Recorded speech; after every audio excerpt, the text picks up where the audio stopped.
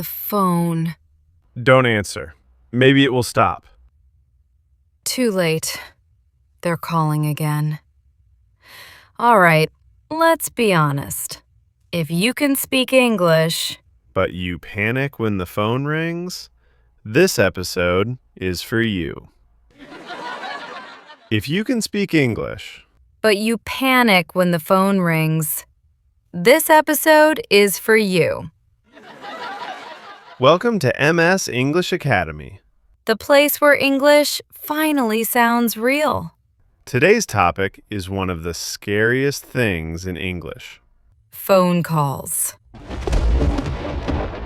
On the phone, you can't see faces. You can't read lips. You can't use hand gestures. You only have your voice and your confidence. Let's be honest. Everyone understands English better in real life. Then on the phone. On the phone, even hello sounds dangerous. Rule number 1. You do not need perfect English. You need clear, simple, calm English. Let's start with the first sentence. The moment you answer. Hello, this is Jessica speaking. Simple, professional, powerful. Or, hello, this is Liam. You don't need long sentences. Don't say, Hello, yes, hello? that sounds nervous. Here's a secret. Sit up straight, even if no one sees you. Your voice changes. Now imagine you're the one calling. Your heart beats faster. Say this. Hello, I'm calling about... Clean, clear, professional. Never start with, hello, can you hear me? Hello? That's not English. That's panic.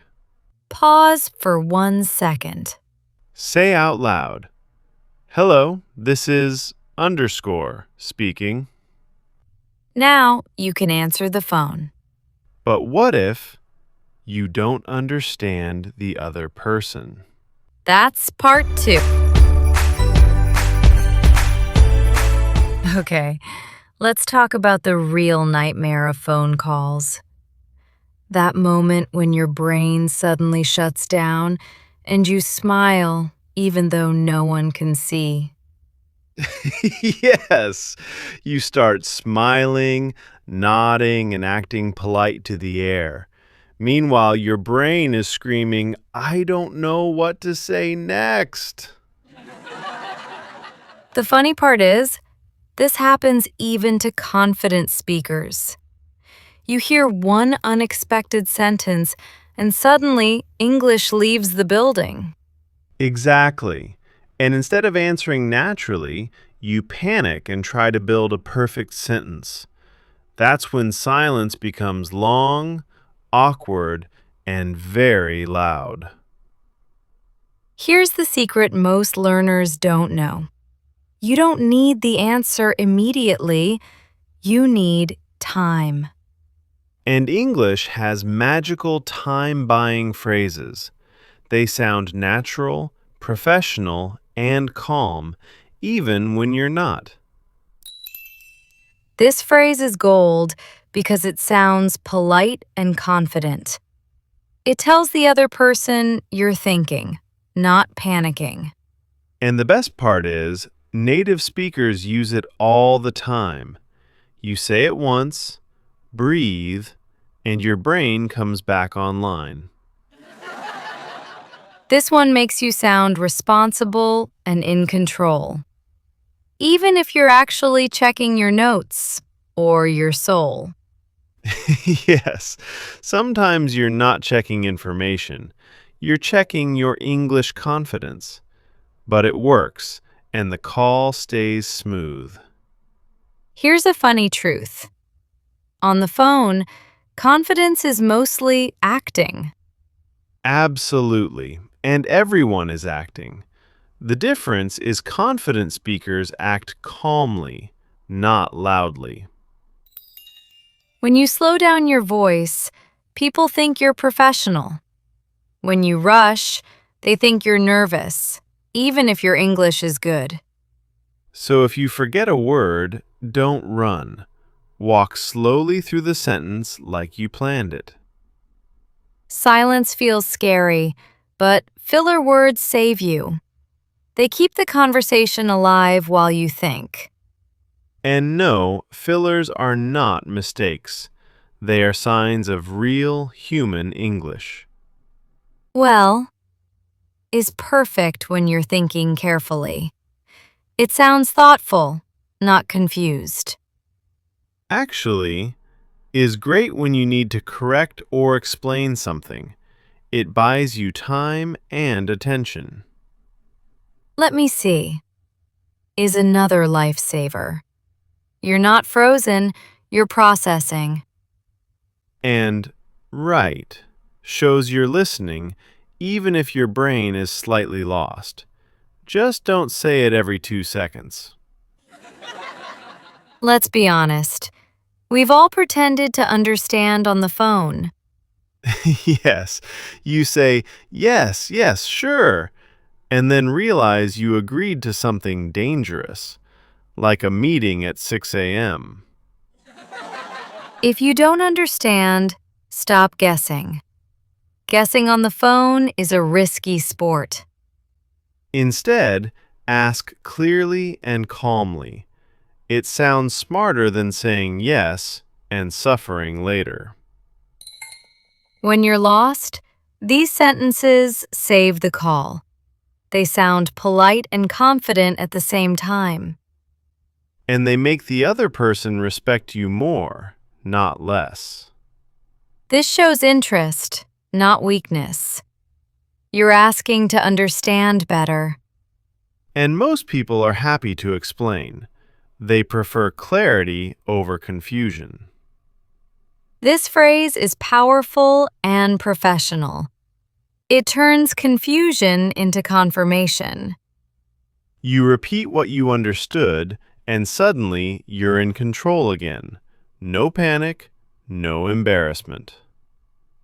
Raise your hand, mentally, if you've ever said, "Thank you, bye," too early. Yes, and then you sit there thinking, why did I hang up? Why? Ending a call is another stressful moment. People rush it. But you don't need to escape the call. You just need to close it politely. Simple, friendly, and professional. It leaves a good final impression. And impressions matter, even on the phone. Sometimes, especially on the phone. In the next part, we'll talk about Handling difficult calls. complaints, pressure, and unexpected questions. And how to stay calm when the call is not friendly anymore.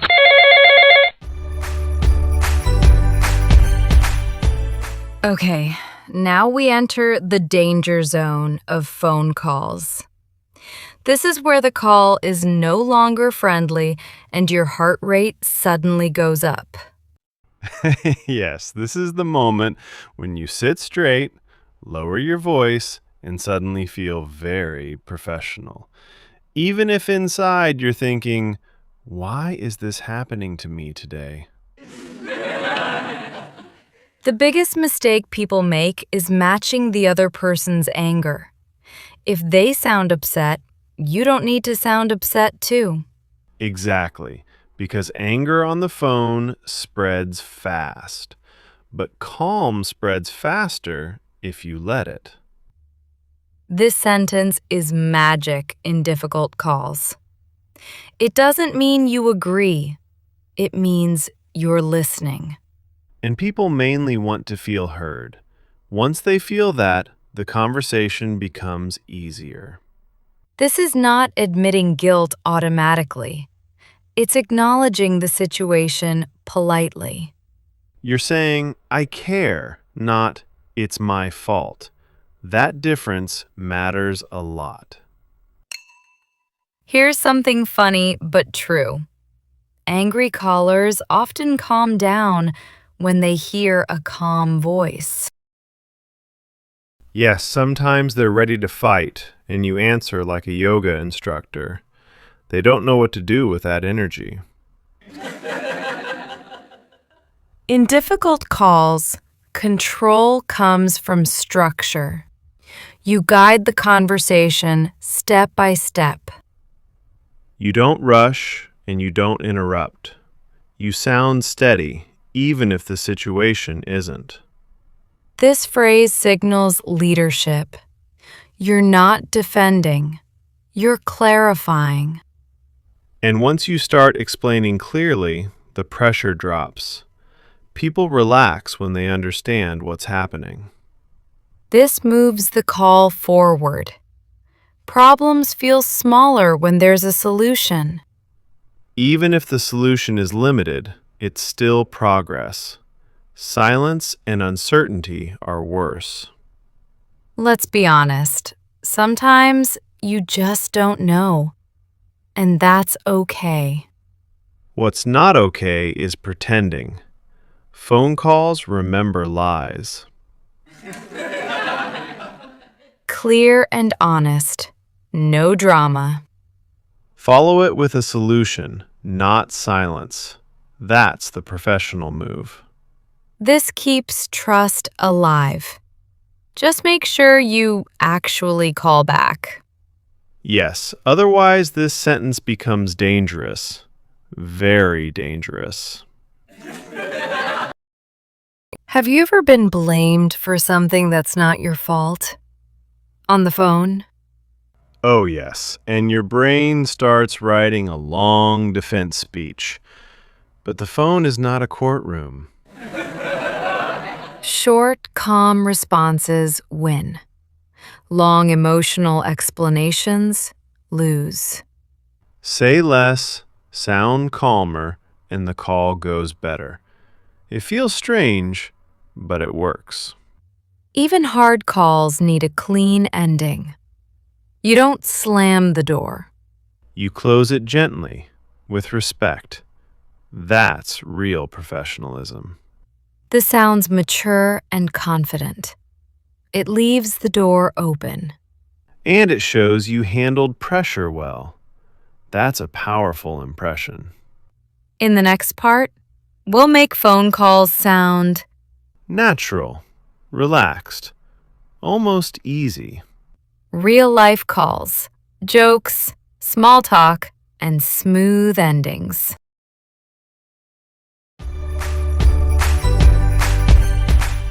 Now this is my favorite part of phone calls. The part where you stop sounding like a textbook and start sounding like a real human. Yes, because no one wants to talk to a robot on the phone. Even robots don't want that anymore. Many learners think good English means perfect English. But on phone calls, perfection actually sounds strange. Exactly. When your sentences are too perfect, people feel distance. Natural English has pauses, soft mistakes, and relaxed rhythm. You don't need long sentences. You need comfortable sentences. And comfortable English is slow, clear, and human, not fast, fancy, or stressful. Let's talk about small talk on the phone. This is where confidence quietly grows. Small talk is not useless talk. It warms up the conversation before business. Hi, how's your day going so far? This sentence feels friendly and safe. And it invites a short answer. No pressure, no deep emotions. If they answer shortly, that's fine. You don't push. If they answer more, great. You follow their energy. Here's a trick that works every time. Lower your voice slightly.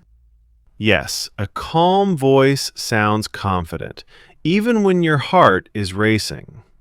Smile when you speak. People really can hear it. It sounds strange, but it's true.